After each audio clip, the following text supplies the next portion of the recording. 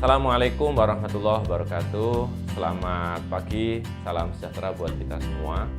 Hari ini saya akan menjelaskan pentingnya Badan Layanan Umum Daerah Puskesmas dan apa sih sebenarnya yang menjadi problem di Badan Layanan Umum Daerah atau biasa kita sebut atau kita singkat dengan BLUD, ya, BLUD Puskesmas.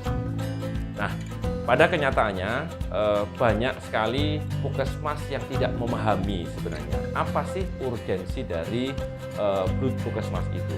BLUD itu bukan sekedar perubahan nama, BLUD itu juga menyangkut filosofi. Filosofi apa sebenarnya? Filosofis yang kita hadapi adalah apakah pelayanan yang diberikan oleh BLUD Puskesmas itu sudah sesuai dengan kebutuhan masyarakat. Nah, inilah yang kemudian menuntut Puskesmas agar lebih fleksibel. Fleksibel dalam hal apa? Fleksibel dalam hal pelayanan, fleksibel dalam hal juga pengelolaan keuangannya. Nah, sehingga ketika Puskesmas mengubah dirinya menjadi BLUD, mereka memiliki beberapa problem. Ya. Problemnya adalah aturan yang ada di masing-masing pemerintah kota atau pemerintah kabupaten itu apakah sudah mengakomodasi perubahan ini. Ya, saya akan coba jelaskan ya. Ada dua problem di dalam penerapan Puskesmas saat ini. Pertama adalah adanya aturan yang sangat kaku, jadi pemerintah itu selalu memberikan dana, pemerintah itu juga memberikan sistem, tetapi mereka harus mempertanggungjawabkan sesuai dengan aturan tadi. Di sisi yang lain, masyarakat juga punya tuntutan, kami ini harus dilayani. Tuntutan masyarakat selalu berubah-ubah. Contoh misalnya kasus COVID 2020 ya. Apakah ada puskesmas yang melayani masyarakat yang bisa membayar? Jawabannya tidak bisa. Kenapa tidak bisa? Karena tidak ada payung hukumnya. Oleh karena itu, BLUD Puskesmas ini harus didesain ya, agar mereka bisa fleksibel, agar mereka bisa melayani masyarakat dengan baik gitu. Ya tentu harus patuh pada peraturan kan gitu. Nah, oleh karena itu maka agar Puskesmas bisa memberikan pelayanan kepada masyarakat dengan optimal dan secara regulasi tidak menentang, maka harus dilakukan strategi. Salah satunya adalah payung hukum untuk memayungi agar Puskesmas ini bisa memberikan pelayanan yang lebih optimal, bisa mengelola keuangan secara fleksibel. Nah, lalu bentuknya apa? Bentuknya adalah BLUD atau kita singkat dengan BLUD. Nah, mari kita sekarang memahami konsep dari BLUD itu. Nah, apa sih sebenarnya yang membedakan antara Puskesmas biasa dengan BLUD yang ada saat ini? Kalau kita bicara BLUD, maka pengelolaannya sebenarnya adalah lebih fleksibel karena mereka bisa mendapatkan APBD, tapi juga bisa menerima jasa layanan dari masyarakat dan bisa mengelola jasa layanan masyarakat ini berdasarkan tarif yang ditentukan oleh wali kota atau bupati. Nah, yang harus kita pahami bersama bahwa penetapan BLUD itu menjadi penting karena apa? Satu, layanan menjadi lebih efektif. Layanan bisa menjadi ekonomis, layanan juga menjadi transparan dan lebih bertanggung jawab ya. Tentu dengan memperhatikan asas keadilan, memperhatikan asas kepatutan dan manfaatnya juga jalan. Nah, BLUD ini juga dibentuk untuk membantu pencapaian dari Pemkot atau Pemda ya, karena status hukumnya adalah merupakan satu kesatuan atau tidak terpisah dari Pemda. Nah, BLUD ini juga lebih fleksibel dalam pengelolaan keuangan. Demikian juga pengelolaan keuangan BLUD ini juga bagian dari pengelolaan keuangan dari daerah. Jadi bisa fleksibel, bisa mengelola dengan lebih profesional kan gitu ya. Sehingga semua pihak itu bisa terakomodasi. Pemerintah bisa punya visi dan misi yang itu bisa dijalankan oleh Puskesmas. Puskesmas juga bisa menjalankan, bisa memberikan pelayanan yang fleksibel juga sesuai dengan apa yang mereka rencanakan nanti di dalam RJPP. Nah, Oleh karena itu ya, dengan asumsi seperti itu maka mau nggak mau, suka nggak suka gitu ya, Puskesmas saat ini harus beralih menjadi Blood ya. Ini ada salah satu jalan tengah ya, menurut saya. Oke, mari kita pahami secara detail ya. Apa sih sebenarnya tujuan dan asas dari Blood? Nah, tujuan dari Blood ini dibentuk untuk membantu pencapaian dari Pemkot, membantu pencapaian dari Pemda dengan status hukum yang tidak terpisah dari Pemda. Nah, nanti tugas mereka adalah melaksanakan tujuan ya yang diberikan oleh wali kota. Nah, kemudian juga dalam hal pengelolaan keuangannya juga menjadi lebih fleksibel.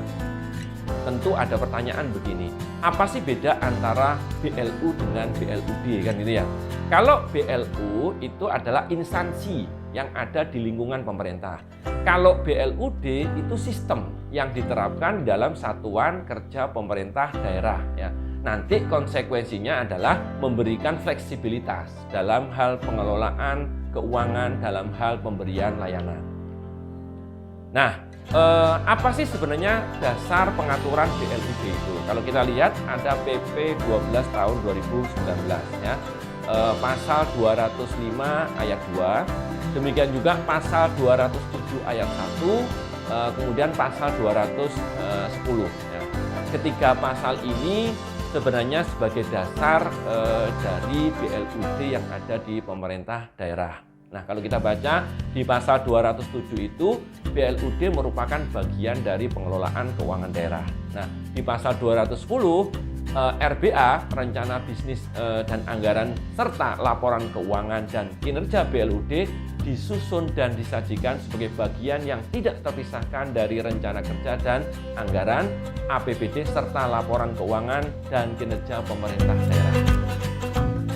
Nah, sehingga dengan pola BLUD ini ya, maka BLUD yang fleksibel tadi akan bisa yang pertama mengelola belanjanya dengan lebih fleksibel, mengelola SDM-nya dengan lebih fleksibel, mengelola utang, piutangnya juga lebih fleksibel, kemudian pendapatan juga lebih fleksibel. Kenapa? Karena tarifnya bisa diusulkan.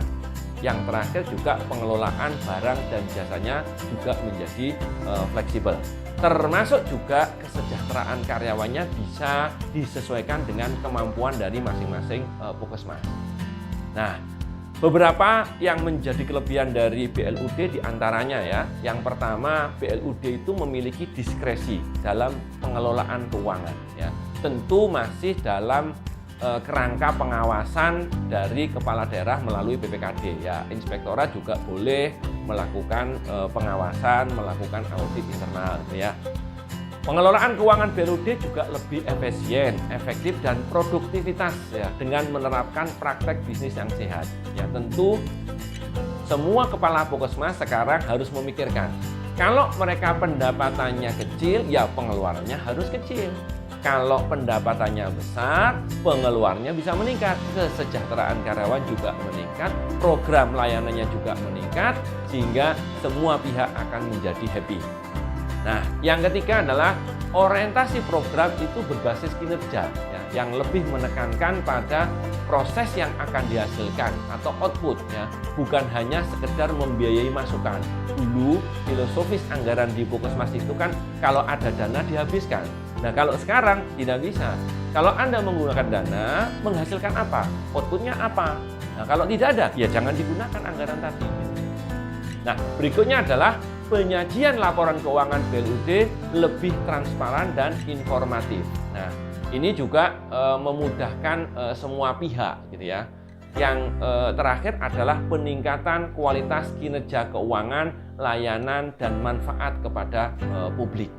Nah, itu beberapa yang menjadi keunggulan dari Blood. Nah, sekarang problemnya begini ya, ketika nanti Blood ini sudah dijalankan oleh masing-masing Puskesmas, kira-kira gitu ya, apakah fleksibilitas ini bisa dijalankan gitu ya? Apakah nanti Puskesmas bisa mandiri? Apakah layanannya menjadi lebih efisien dan lebih efektif ya? Nah, tentu untuk bisa mencapai kemandirian, untuk bisa mencapai Puskesmas yang efektif dan efisien, ya harus ada aturan main tersendiri. Ya. Kalau aturan mainnya tidak di-create ya dengan peraturan wali kota misalnya atau peraturan bupati, ya tentu nanti tidak bisa jalan gitu ya. Sederhananya begini ya, fleksibilitas itu adalah hak yang diberikan kepada Puskesmas ya. Namun Puskesmas juga jangan lupa punya kewajiban. Apa kewajibannya mereka? Meningkatkan kualitas pelayanan publik, meningkatkan kinerja keuangannya, ya, kemudian meningkatkan kinerja manfaat kepada masyarakat. Jadi antara hak dan kewajiban itu harus equal. Kalau tidak, ya berarti ada yang salah dengan pengelolaan Puskesmasnya. Ya, di samping ada hak dan kewajiban, tentu Puskesmas juga mengalami problem. Ya, problemnya apa misalnya? Dari sisi internal, apakah SDM-nya sudah siap?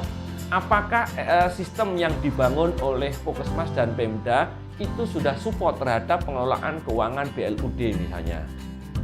Dari aspek eksternal misalnya, apakah DPR mendukung? Apakah masyarakat juga mendukung? Apakah Pemdanya atau Pemkotnya juga mendukung? Nah, kalau semua pihak sudah mendukung, maka implementasi dari Puskesmas itu bukan sekedar nama, tapi nanti betul-betul menjadi jiwa dan raga gitu ya, sehingga masyarakat bisa terlayani dengan baik. Nah, ada beberapa Pemda, beberapa Pemkot yang masih belum punya pemahaman yang sama ya terhadap implementasi BLUD ini, sehingga apa? Ketika Puskesmas berubah bentuk menjadi BLUD, pelayanannya belum optimal, ya masyarakat belum bisa dilayani dengan baik. Nah itu problemnya. Ya. Kenapa belum optimal? Pertama, masih ragu-ragu. Kedua, takut. Takut kenapa? Takut melanggar aturan kan gitu. Ini jangan-jangan nanti saya diaudit oleh inspektorat, jangan-jangan nanti diaudit oleh BPK, BPKP menemukan kesalahan. Ya. Akibatnya apa? Ya masih wait and see, masih menunggu gitu ya. Jadi ini harus ada kesamaan persepsi dari semua pihak yang terkait terutama eksternal ya, eksternal yang saya sebut tadi ya, pemerintah daerah, kemudian Pemdanya, kepala dinas kesehatannya ya, kemudian camatnya misalnya gitu ya. Mereka harus punya pemahaman yang sama ya, bahwa BLUD Puskesmas ini menguntungkan bagi masyarakat. BLUD Puskesmas ini sangat dibutuhkan oleh masyarakat, sehingga suka nggak suka, mau nggak mau harus kita implementasikan. Dengan begitu, maka negara mendapatkan manfaat, warga juga terlayani dengan baik. Saya kira untuk sesi kali ini yang bisa saya sampaikan itu. Selamat pagi. Assalamualaikum warahmatullahi wabarakatuh.